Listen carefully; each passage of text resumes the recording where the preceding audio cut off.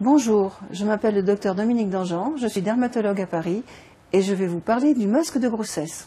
Le masque de grossesse est une exagération de la pigmentation de la peau dans certaines zones du visage. Il se développe souvent de façon symétrique, aussi bien au niveau des lèvres, du menton, des mâchoires, du front et autour des yeux.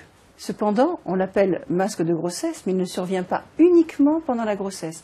On le voit aussi chez des femmes qui prennent une pilule, un traitement œstroprogestatif, et de temps en temps chez des femmes sans cause apparente. Lorsqu'il n'y a pas de cause apparente, on incrimine quand même un petit désordre hormonal local, comme à la ménopause ou comme à la mise en route d'une grossesse. Donc il est vrai que ce masque de grossesse est lié aux œstroprogestatifs, mais il y a des facteurs favorisants comme le soleil ou comme les microtraumatismes. Ce que l'on appelle microtraumatisme, c'est par exemple des frottements excessifs, comme des gommages intempestifs, comme un démaquillage aussi très violent, lorsque vous mettez des fonds de teint trop épais quand vous avez du mal à retirer. Alors que faire? Éviter le masque de grossesse est chose difficile.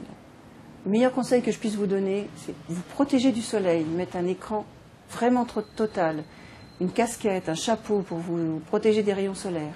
Il faudra éviter les traumatismes répétés au niveau de la peau et bien sûr utiliser de bons cosmétiques. Quand je dis utiliser de bons cosmétiques, c'est-à-dire des cosmétiques peu épais et surtout non parfumés. Parfois, il faudra envisager de supprimer les œstroprogestatifs, la pilule. La grossesse, bien sûr, il faudra attendre la fin. Et essayer un traitement. Les traitements sont difficiles et longs. On a très peu d'arsenal thérapeutique à notre portée. Les agents dépigmentants sont parfois efficaces, mais pas toujours. Certains peelings sont efficaces, mais il faudra prévoir plusieurs séances pour arriver à diminuer votre masque de grossesse. Mais de toute façon, même si on arrive à l'atténuer, il faudra toujours vous protéger du soleil tout au long de votre vie.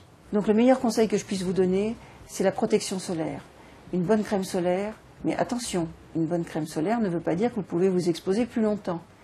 Vous mettez une bonne crème solaire anti-UVA, anti-UVB, et vous essayez de ne pas vous exposer au soleil trop longtemps et pas aux heures chaudes où le soleil est au zénith. Voilà, je vous ai parlé du masque de grossesse. Si vous en avez un, ne désespérez pas, on arrivera toujours à l'atténuer, mais il vous faudra beaucoup de patience.